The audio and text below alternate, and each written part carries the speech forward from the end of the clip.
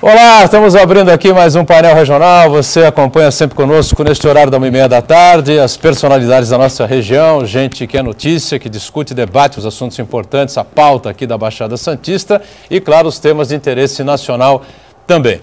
Sempre de segunda a sexta, neste horário da 1h30 da tarde, com a reprise às 8 da noite, e agora 8 da noite mesmo, encerrados aqui os jogos da Unisanta. Os dois telefones abertos para você entrar em contato conosco, as duas linhas, né, para você participar aqui do painel regional, 3223-1120, 3223-7676, com a sua pergunta, a sua dúvida, a sua opinião sobre o que a gente debate e discute aqui. Pelas redes sociais, facebook.com/painel regional TV, para você enviar a sua mensagem à nossa equipe aqui do programa.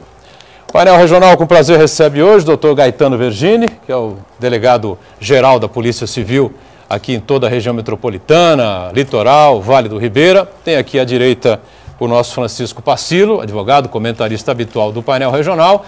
E a presença também do vereador Antônio Carlos Banha Joaquim, do PMDB, que está se sentando aqui ao nosso lado para compor a mesa nessa abertura do painel regional. Sempre na abertura, os jornais que são parceiros aqui do programa, no caso do Diário do Litoral, a gente destaca aqui a manchete desta segunda-feira.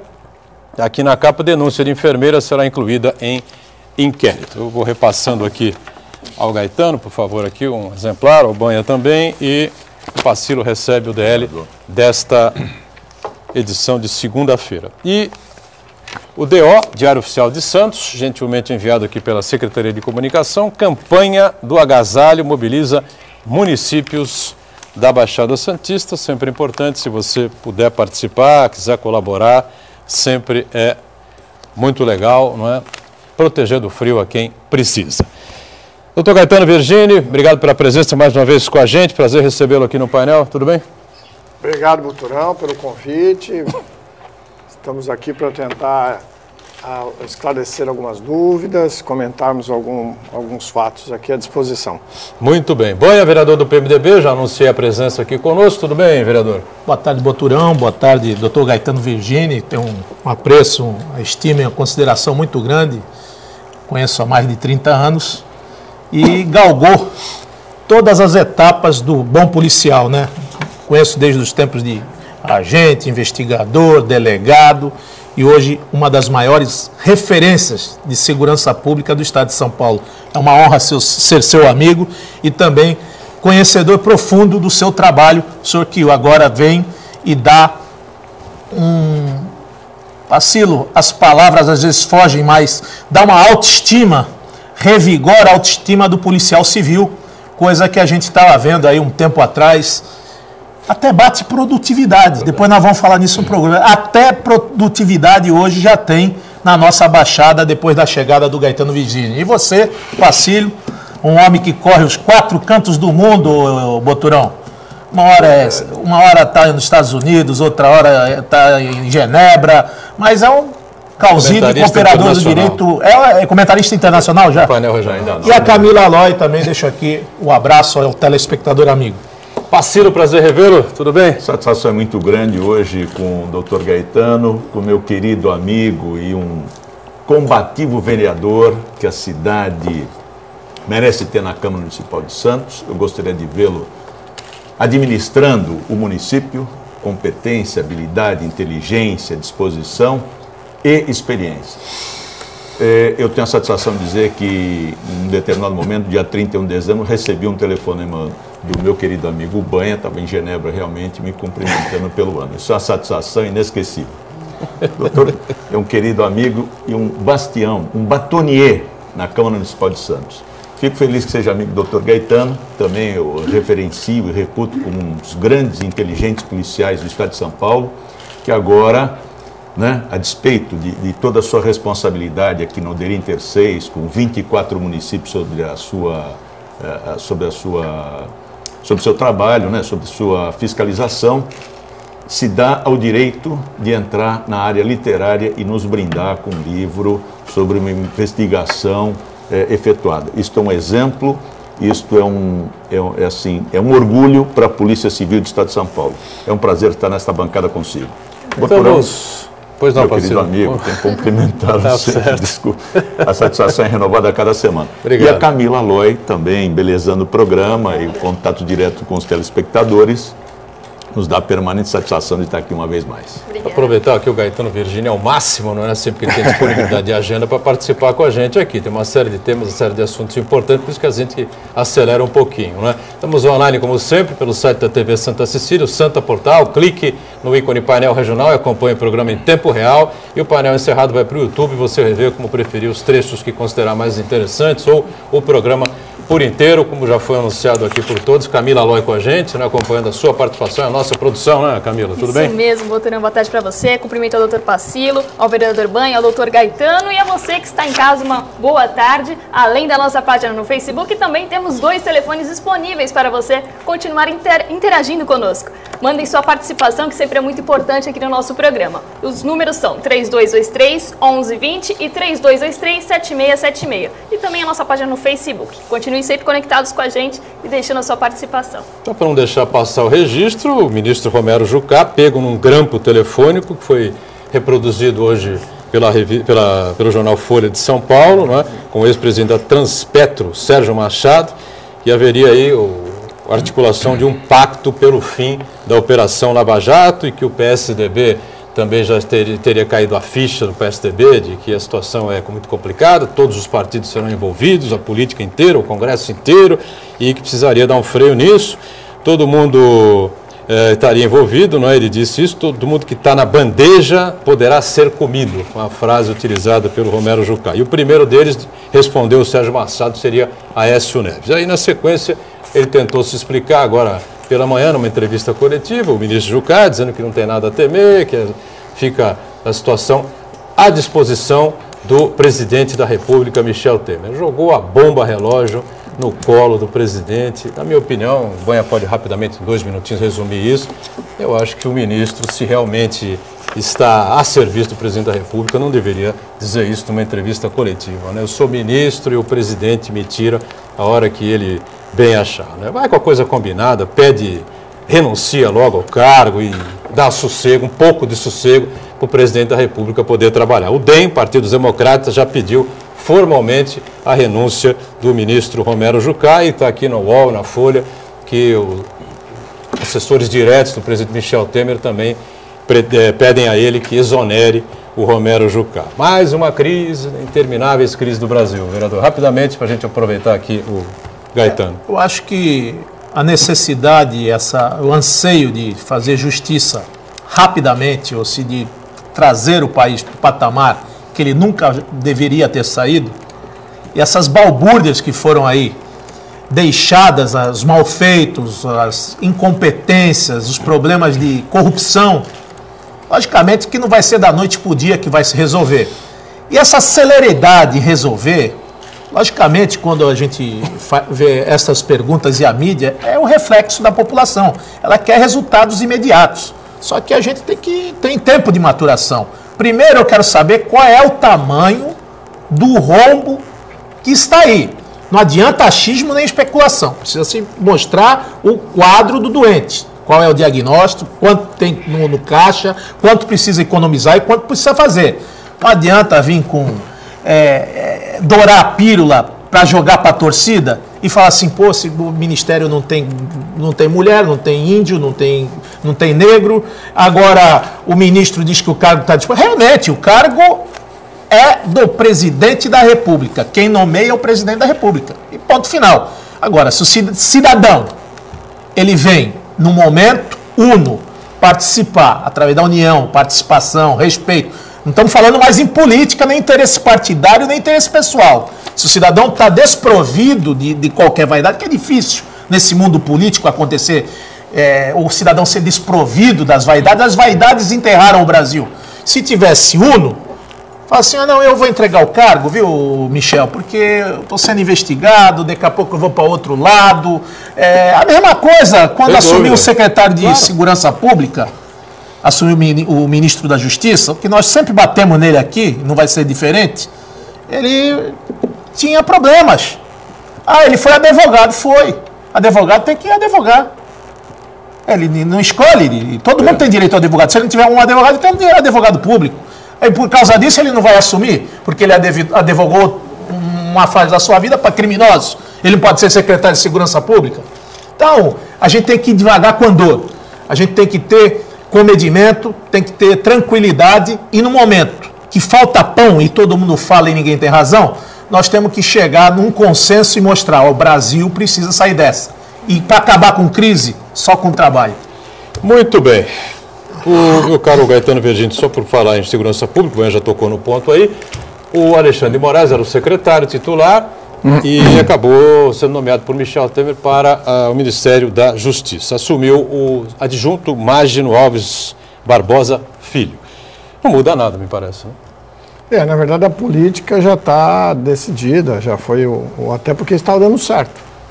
O ano passado, os índices, inclusive da nossa região, todos eles caíram em relação a 2014. Esse ano nós estamos, vamos dizer assim, tentando baixar os nossos índices dessa gestão, que já foram reduzidos no ano passado.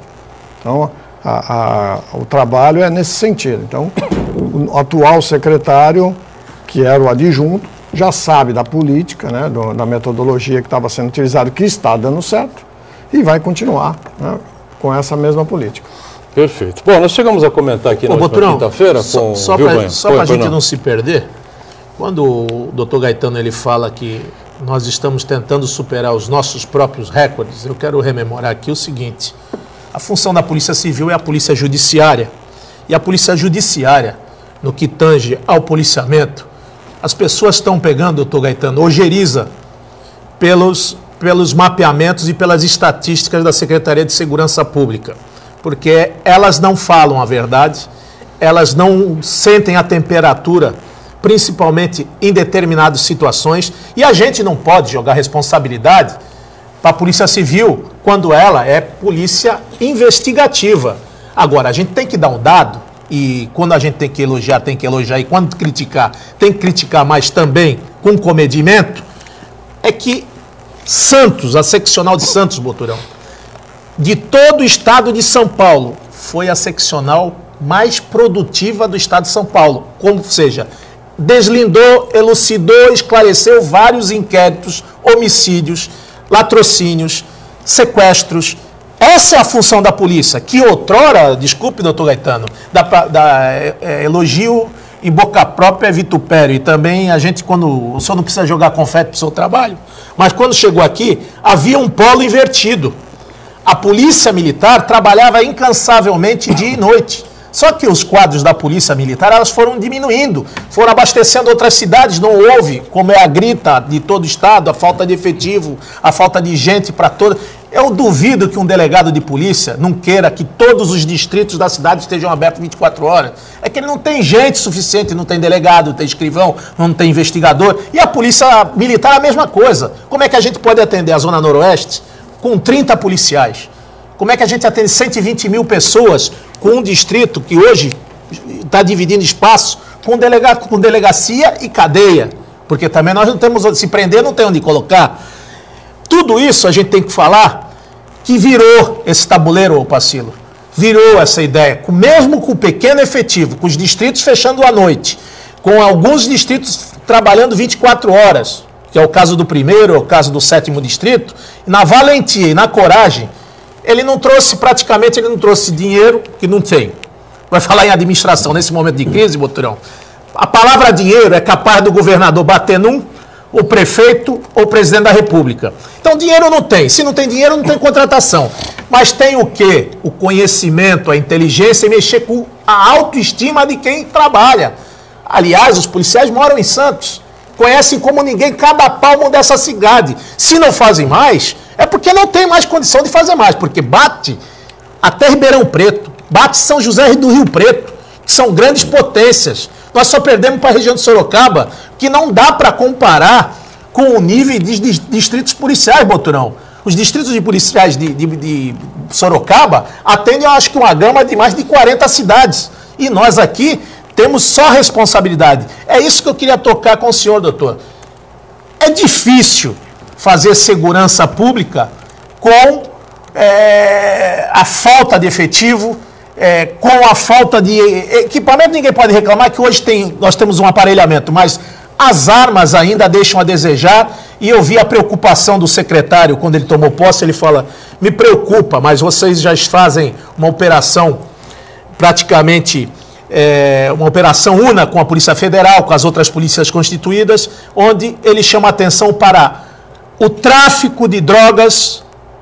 São Paulo virou passagem de servidão de tráfico de drogas e armas. Essa é uma questão que a polícia tem pensado bastante? Sim, obrigado aí pelos comentários. Você até comentou aquilo que realmente temos que destacar. Realmente houve um empenho dos policiais. Em janeiro, quando nós assumimos, eu e o seccional, fizemos um trabalho junto aos policiais. E, na verdade, esse resultado que nós obtivemos... Janeiro de 15, né? De 15, 2015. Esse resultado foi efetivamente o empenho dos policiais. Os policiais da região perceberam que eles precisam aumentar os índices de esclarecimentos de crime. E nós fizemos uma parceria grande com a Polícia Militar, que é o Coronel Ricardo. E nós temos feito muitas trocas de informações e parcerias em operações, que a Polícia Militar tem a sua função e nós temos a nossa. E isso permitiu aquilo que, apesar dos índices ser discutível, e aí a imprensa discute muito alguns casos específicos, como morte suspeita nos boletins de ocorrência, que depois, na investigação se descobre que realmente não houve homicídio, que realmente a pessoa morreu por morte natural, e outros que realmente era homicídio, aí acaba havendo uma mudança na estatística. Não tem como, às vezes, na investigação inicial, quando ocorre um fato desse, já dá uma tipificação e já entra na estatística. Então precisa realmente uma tipificação prévia. Mas esse trabalho dos policiais da região, e quando eu falo aqui, eu não falo, quem ele falou realmente, a Seccional de Santos deu um destaque fenomenal, né? O número de prisões, o número de esclarecimentos dos policiais da Seccional de Santos realmente foi melhor que muitas seccionais grandes da capital e do interior. Mas nós temos outras 3 seccionais, né? Nós temos a de Registro, Jacupiranga e Itanhaém, que também tiveram um desempenho bom. Então nós tivemos aí um índice, por exemplo, que a gente fala sempre de homicídio, de 84% em 2015, de esclarecimento de homicídio. Então, isso é um índice alto em relação aos crimes que ocorreram na região. Então, o empenho dos policiais tem sido muito grande. Eles estão conscientizados, e isso é um trabalho que a administração tem que fazer, de que eles moram na região, têm familiares na região e têm interesse em que os índices realmente baixem. E quando nós falamos de índice, nós estamos falando assim, número menores de roubo, número menores de furto, esse tipo de índice que eu estou dizendo.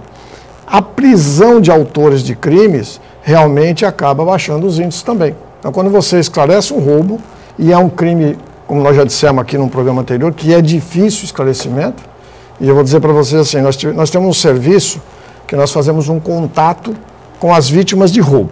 Então, nós temos uma funcionária que ela liga para as vítimas. Aleatoriamente, a gente busca boletins de ocorrência de toda a região, e nós fazemos uma verificação com essa vítima, como ela foi atendida. Se foi esclarecido realmente para ela como é que vai ser feito, o tempo que ela demorou, e se ela tem condições de fazer reconhecimento ou dar algumas informações. A maioria que tem vindo, elas dizem que não tem condições de fazer reconhecimento. Então o doutor sabe, vocês sabem que é difícil você fazer prova de um roubo se você não tem a vítima que reconhece ou uma testemunha, né? Se eventualmente você apreender um produto de roubo com ela, você pode indiciá-lo por uma receptação. Mas sem o reconhecimento do autor do crime, nós não temos o esclarecimento. E isso dificulta o nosso trabalho. Então, algumas vezes nós não conseguimos esclarecer porque as próprias vítimas não têm condições de reconhecer porque estava nervosa, porque não viu, porque é muito rápido, né? Às vezes não é a má vontade da pessoa. Das críticas, viu, parceiro, que se fazem aqui, são feitas aqui, normalmente, essas estatísticas, tem uma questão que já foi colocada em alguns programas, que é a seguinte, por exemplo, em caso de chacina, né, morrem, sei lá, 30, 20, 18, não sei exatamente, não acontece aqui na Baixada Santista, mas é só para a gente entender direitinho se isso realmente é verdadeiro ou não, né? em outras regiões do estado de São Paulo, principalmente a grande São Paulo. E aí a estatística da polícia registra lá um caso. Na verdade, assim, a gente registra um homicídio com quantas vítimas? Então nós temos uma estatística de homicídio, mas com... múltiplas vítimas. Então é um homicídio com múltiplas vítimas. Na verdade, é uma ação só que ocasionaram várias vítimas. Então nós temos uma estatística, quantos homicídios ocorreram e quantas vítimas faleceram, né, vieram a óbito. Então nós temos essas duas estatísticas. Não se omite. Como é que você enquadra o crime continuado? Vai ver, eu Pacilo, o Boturão, a Camila tem um negócio um do lado do outro. Os 4 foram roubados. São 4 roubos ou um só? 4 roubos, com certeza, 4 roubos. São 4 boletins de ocorrência. São 4 boletins de ocorrência e eles entram na estatística. Hoje o sistema, por isso que eu falo assim, o sistema é informatizado.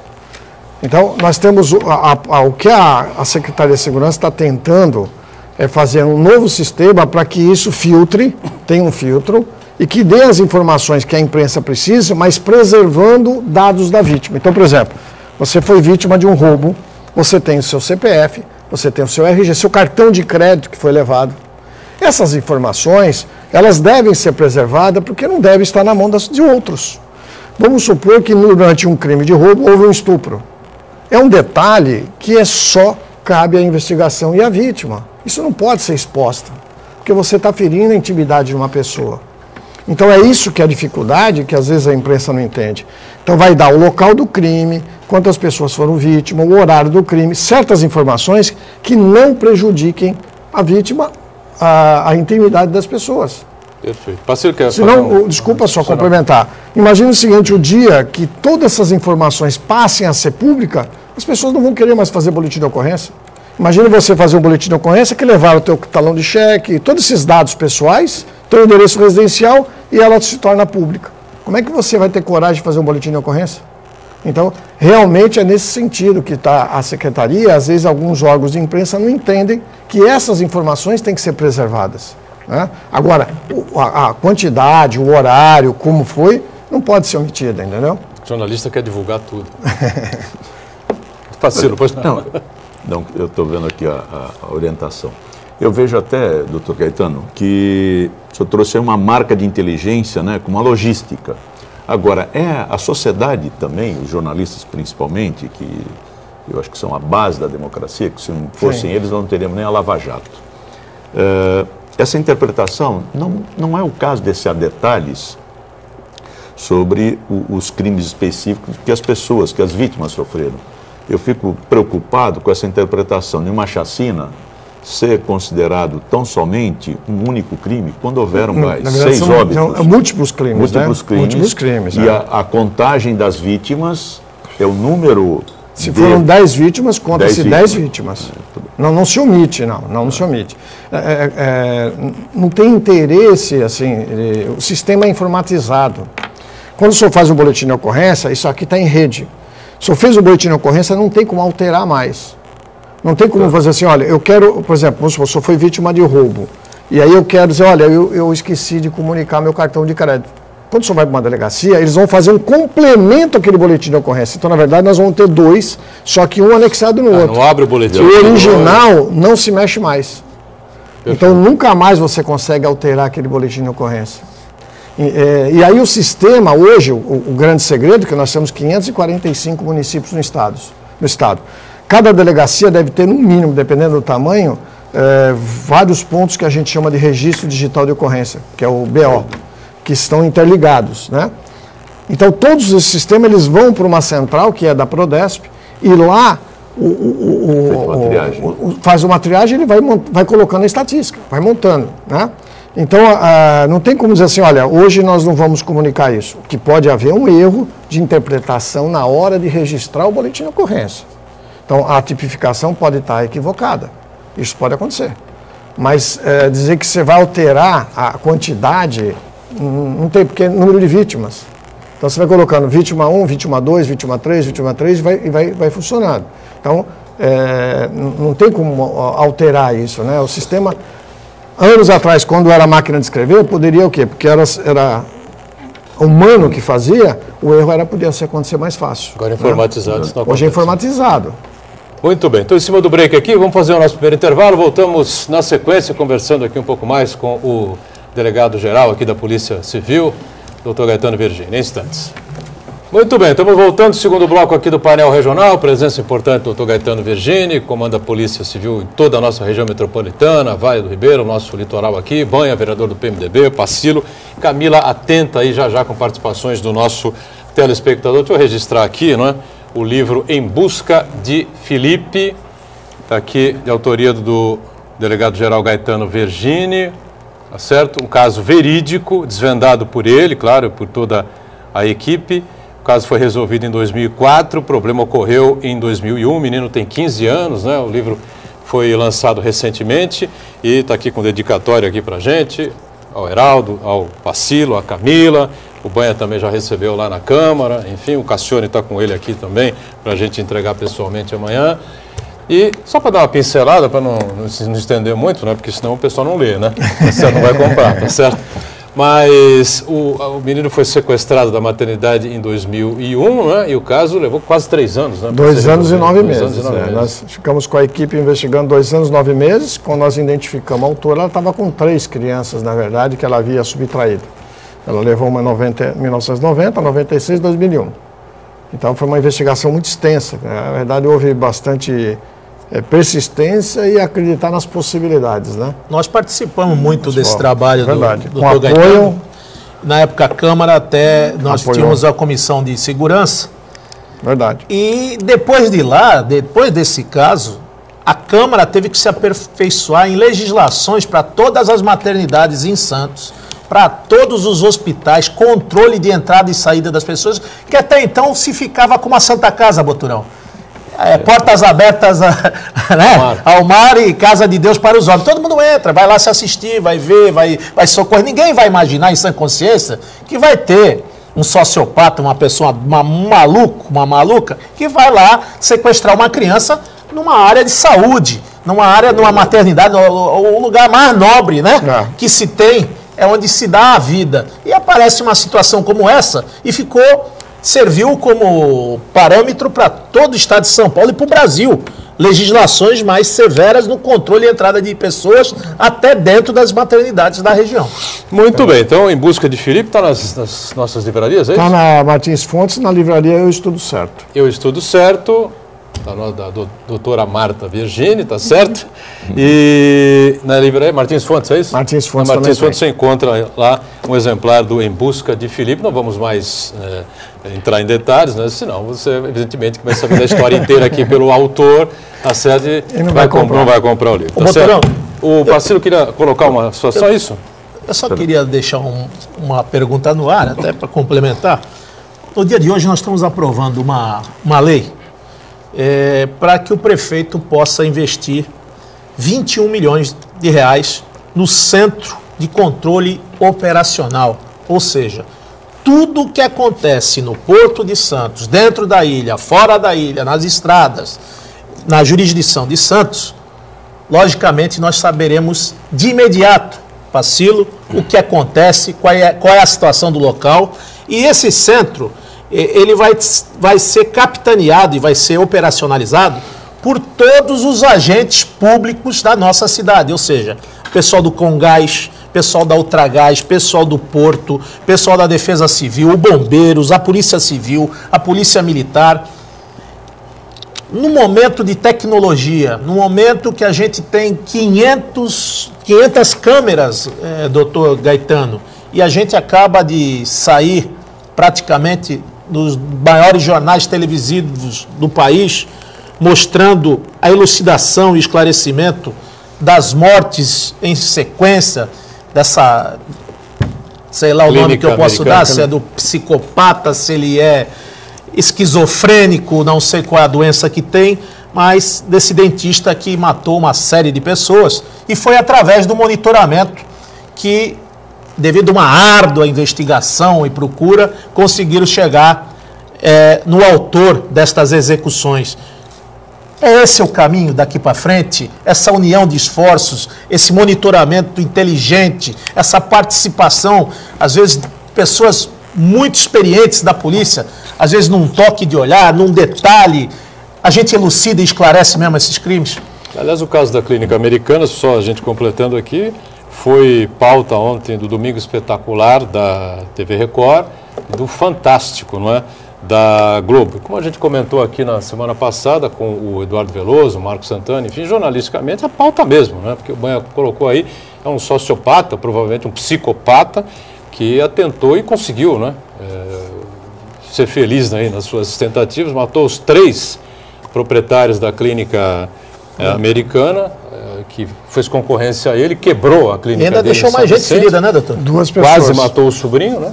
E depois uma funcionária também. E com essas câmeras aqui, na verdade, a colaboração é importante. Né? Isso. O primeiro caso ocorreu em 2014, a investigação seguiu um rumo.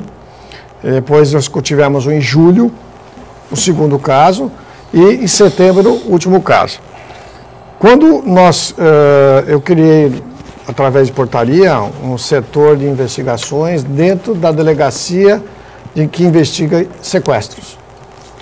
São policiais que sabem investigar, que têm mais tempo para investigar. E eu determinei que os 3 inquéritos fossem para esse setor da delegacia anti-sequestro. E eles passaram a investigar. E utilizaram as câmeras da prefeitura, tanto no dia do fato, como anteriormente ao fato. Então nós podemos dizer o seguinte, que essas câmeras, elas são úteis para você presenciar, eventualmente prevenir a ação criminosa naquele momento, né, porque você pode perceber que eles estão executando a ação, e também buscar anteriormente. Então nós fomos buscar informações, como outros crimes que estão sendo investigados também, nós vamos buscar o quê? Ocorreu no dia tal a tantas horas. Anteriormente, as pessoas estiveram lá, ou depois dali da ação criminosa, que caminho eles percorreram? Utilizaram um veículo? As câmeras OCR vão ajudar. Não, eles foram a pé. As câmeras ao entorno, que caminho? Se eles entraram num veículo, se eles entraram ou subiram numa moto. Então as câmeras são importantíssimas. Da prefeitura, foram úteis nessa investigação, como também no comércio ao entorno. Tanto que já cheguei até a sugerir que numa mudança legislativa a longo prazo, para as novas edificações, que fosse todas as comércio ou edificações novas tivessem câmeras de qualidade excelente, com iluminação própria, em trechos da sua calçada. Então, se cada comércio, cada empresa tivesse na sua calçada a câmera, à disposição com imagem de 30 dias, nós podemos depois ficar traçando, né, todo o caminho que foi seguido. Isso nos auxilia muito. E as câmeras da prefeitura que pegam as vias, né?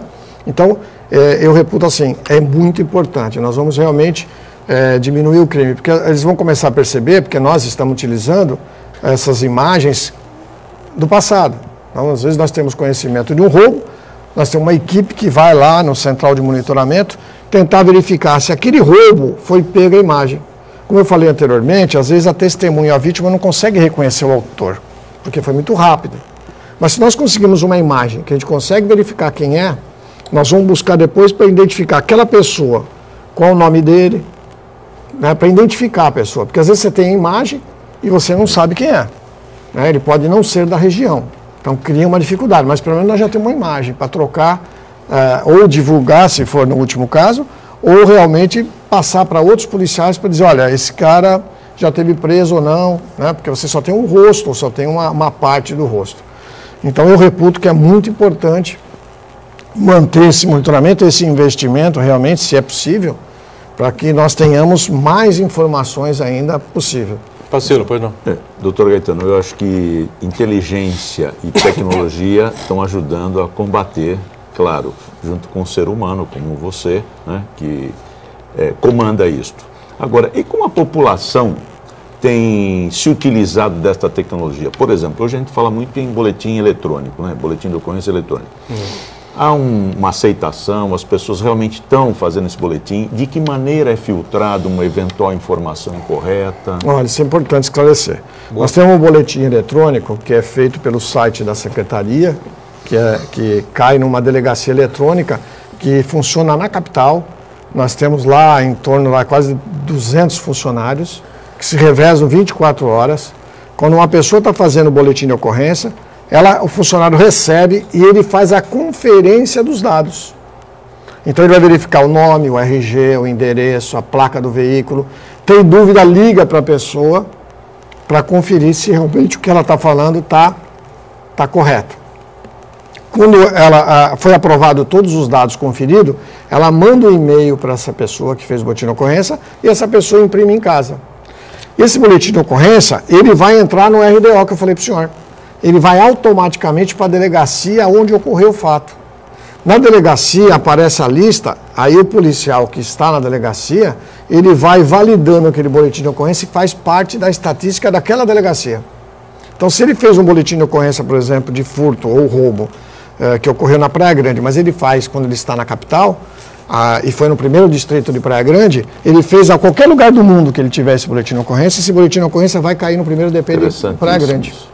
Então, nós temos hoje temos lá furto, nós temos até roubo simples, nós temos acidente de trânsito sem vítima, nós temos desaparecimento de pessoas, furto de veículo.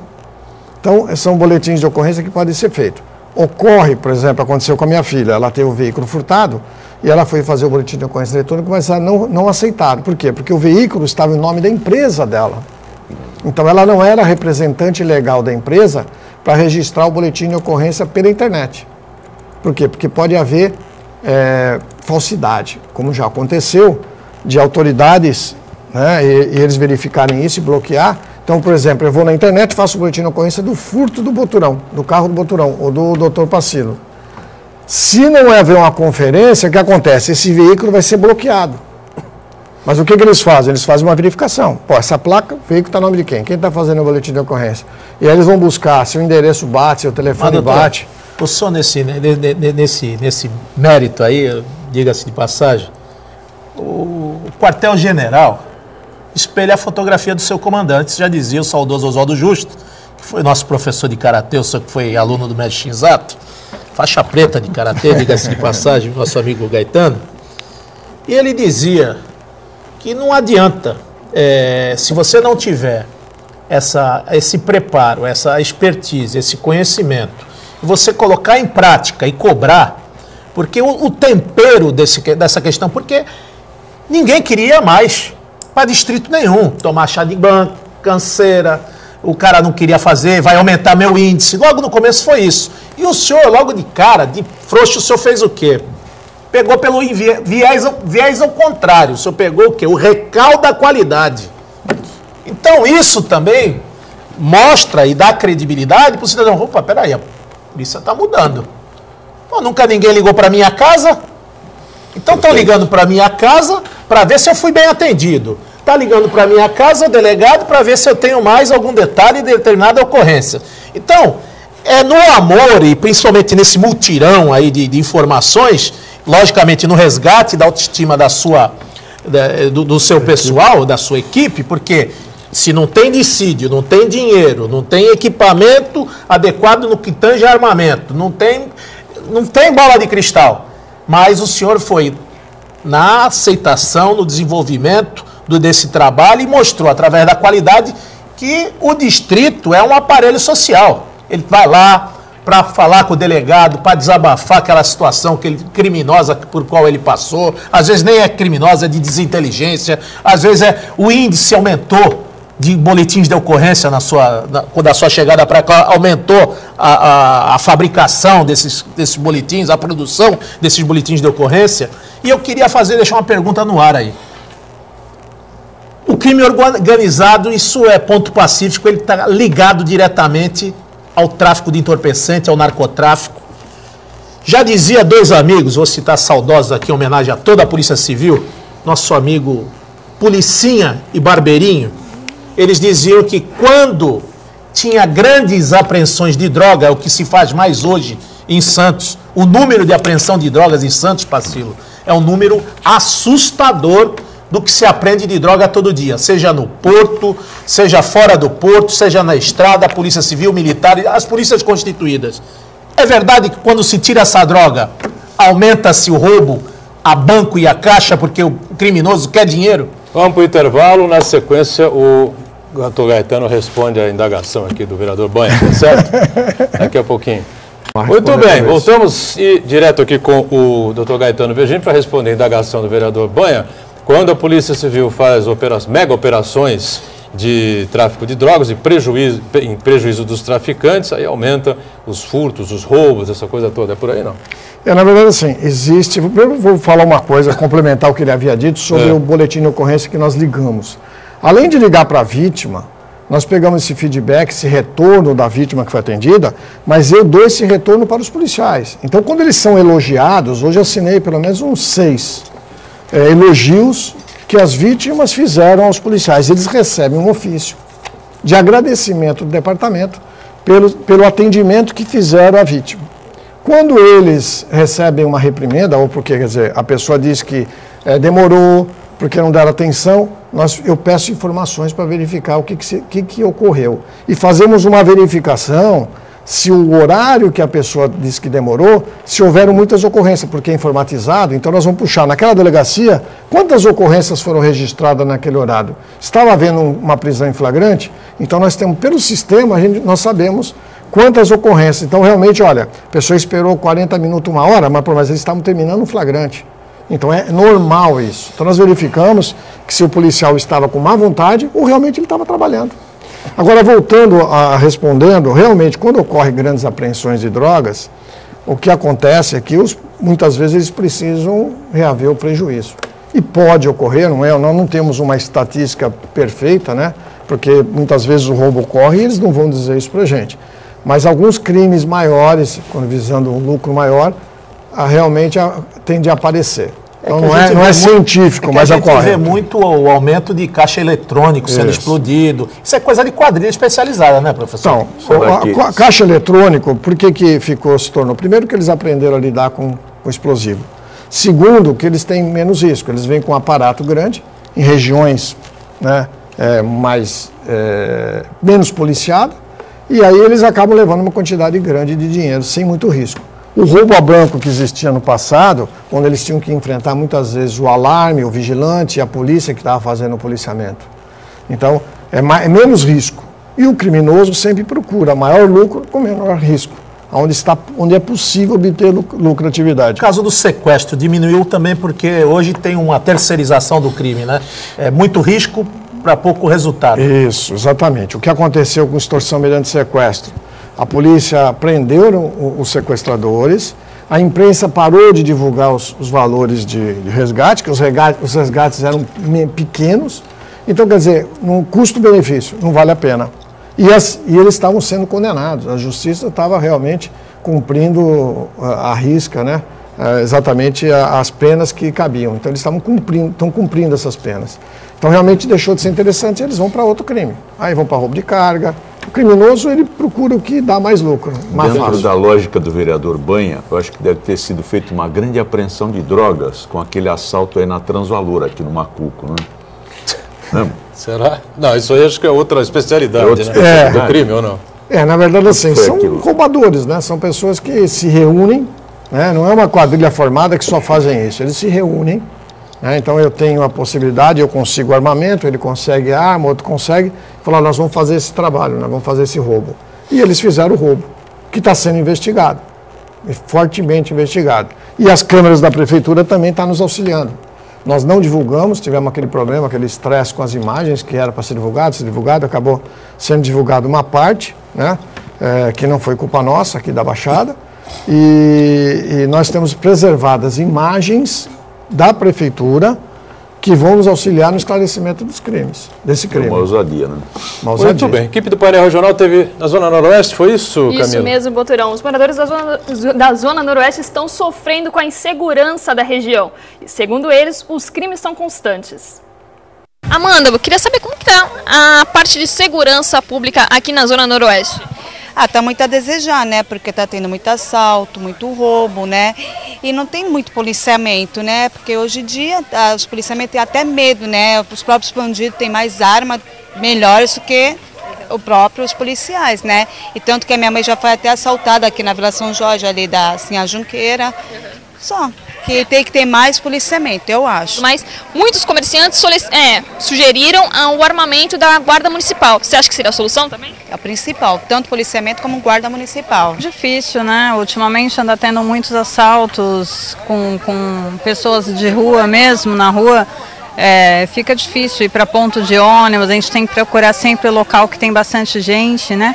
Recentemente teve até arrastão que numa única rua, várias pessoas assaltadas no mesmo dia. Você mora quanto tempo aqui? 30 anos. E nunca aconteceu isso? É algo que está acontecendo atualmente? Não, já teve, são épocas, né? Mas eu acho que atualmente ficou pior. Eu acho que o policiamento tá bem escasso, né? Não é sempre que você vê o policiamento aqui na região. Então seria essa solução, ter mais policiamento, um reforço da Polícia Militar? Acredito que sim. Bom, no conjunto ela está de ruim para pior. A gente acompanha pelos jornais, houve pessoas que têm dificuldade em fazer o boletim de ocorrência pelos trâmites que são demorados e difíceis, não é? Então a maioria desiste. Eu fui uma que já desisti. A senhora já foi assaltada? Todos lá de casa, com exceção do marido. E realmente é crítica. Crítica, você tem medo de sair depois das 7 e nas outras horas restantes também.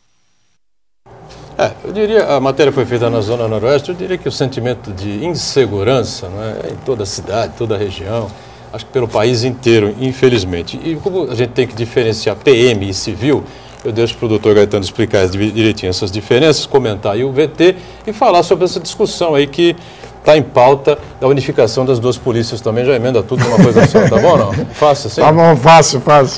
Bom, na verdade assim, eu vou realmente cobrar, porque nós já fizemos uma reunião já com o vereador Banha, que é um pleito dele há muito tempo, e justo, da abertura do 5º DP a 24 horas. Realmente nós, como ele disse anteriormente, nós não temos policiais, né, suficiente, e até porque 24 horas aquele distrito aberto precisa ter um reforço, porque tem cadeia. E é uma cadeia provisória que vão para lá e depois eles são remetidos. Eu vou pedir para que determinar que a seccional e o 5º DP empenhem no esclarecimento desses crimes, conversar com o Coronel Ricardo, que é o nosso parceiro de trabalho, que realmente tem se empenhado aí em redução dos índices de atendimento, e esclarecer que boletim de ocorrência realmente não dá para fazer no drive-thru, né? O boletim de ocorrência precisa de informações. Como eu disse, é um sistema, é como o banco, né? Você vai no banco, você precisa preencher determinados campos. O boletim de ocorrência, como não é datilografado, ele tem os campos obrigatórios para ser preenchido. E não faz em 1 minuto, 2 minutos. E para investigar, nós precisamos de informações. Então, nós precisamos saber a característica da pessoa, se ela chegou a pé, se ela chegou de veículo, se ela fugiu. E as pessoas querem uma coisa muito rápida, né? As pessoas não querem comunicar, mas não querem se envolver com aquele medo, até porque eles moram no bairro. Inclusive, nós temos algumas imagens, desculpe interromper, doutor, algumas imagens de assaltos que aconteceram no comércio, em alguns comércios da Zona Noroeste. Então, essas imagens podem facilitar o esclarecimento, olha lá. Por quê? Porque quase dá para identificar. Se a gente conseguir pessoas que digam, olha, está com o boné, está escondendo o rosto, tá vendo? A câmera. São vários, né? Então, se a câmera não permite o reconhecimento, é importante que esses funcionários nos auxiliem no reconhecimento dos autores. Não fique com receio, né? Porque as pessoas ficam com receio, com aquela ideia sempre de que, eles vão me pegar, porque eles veem muito filme americano, onde o criminoso americano persegue a vítima dia e noite, sábado, domingo, feriado, à noite, viaja de avião, e não é uma realidade nossa. Graças a Deus, nós podemos dizer que os nossos criminosos são capitalistas e imediatistas. Eles querem roubar, obter aquele lucro de imediato, né? Então, eles falam, às vezes fazem ameaças, tal, mas eles não são aqueles criminosos que ficam atrás da vítima para saber, você me reconheceu, porque a partir do momento que reconheceu, acabou, já está reconhecido. Se acontecer alguma coisa com a vítima, é pior para ele, né? Então, doutor, aquela figura, tudo quando fica para trás, não é questão de saudosismo, né, que nós estamos ficando velhos, mas questão do bom ladrão não existe. Mas antigamente tinha o punguista, o batedor de carteira, tinha o espianto, que era feito dentro das lojas, tinha o mão de veludo, o gogó. Que a gente tá vendo uma bandidagem que, além de querer tomar o dinheiro da vítima, como diz no jargão, ele quer esculhambar, quer esculachar, quer bater, quer agredir. Da onde vem essa violência? É o destempero, é a quadrilha com um número muito grande de menores, ou a droga também fazendo efeito na cabeça desses facínoras, desses marginais? Em 2 minutinhos, 1 minuto para essa resposta e 1 minuto para a discussão da Polícia Civil. Na verdade, a legislação precisa ser endurecida. Né? Não adianta nada, nós reconhecemos, nós apuramos, nós investigamos, indiciamos, o juiz condena e ele não cumpre a pena que lhe foi imposta. Então, com roubo, condenado a 5 anos e 4 meses, ele fica 9 meses. Então, não sente pena. Então, ele acredita na concepção dele de que ele não foi punido. Em relação à unificação das polícias... porque é uma discussão antiga, tem aquela história que tem uma guerra nós somos a favor. Nós somos a favor. Você é a favor, então, da unificação? Eu acho que a união de forças, né, o resultado fica melhor. Então, como vai ser feito, é aí que tem que ser conversado, né? Tem que ser respeitadas as duas instituições, porque são duas instituições centenárias, que têm suas tradições, a sua cultura, que precisam ser respeitadas e encontrar um meio. Porque hoje, nós podemos dizer que em Santos, na Baixada Santista, nós trabalhamos conjuntamente. Agora, a unificação, uma coisa para alguns anos, não sei quantos anos, para novas gerações, tem que ser estudada agora para que no futuro nós tenhamos uma união de forças e que nós tenhamos um resultado melhor na segurança pública. E, paralelamente, a mudança da legislação, como eu disse. Né? Não, tem que ser uma coisa nacional. Isso, tem que ser uma coisa nacional. Não dá para o Congresso, coisa toda? É, porque tem que ser uma mudança constitucional, porque as polícias estão na Constituição brasileira. Então, já estão no formato, cada um com a sua atribuição. Numa unificação, tem que haver a mudança constitucional. E aí, 2 polícias trabalhando junto, cada uma dentro da mesma polícia, com atribuições completas, né? Viraria polícia. Polícia do Estado de São Paulo. Vamos dizer assim, polícia do Estado do Rio de Janeiro. Isso vai ser muito importante, porque inclusive você vai juntar os dados todos. Né? Todo esse histórico, essa experiência existente vai ajudar muito, vai facilitar. Nos nossos debates aqui tinha um tema visionário, que a gente comungava de comum acordo. Numa bancada nós discutimos com o Vicente Cassione aqui, e o Vicente, até da sua experiência como operador de direito e um grande criminalista, falou assim, olha, Banha, só tinha um jeito hoje, além dessas medidas que são tomadas através da Constituição, mas na unificação, ele disse, se eu sou secretário de Segurança Pública hoje, eu vou para o prédio da secretaria, metade do prédio é da Polícia Civil e metade da Polícia Militar, ou seja, eu vou estar com os cardeais da Polícia Civil e com os coronéis da PM. Não tem jeito.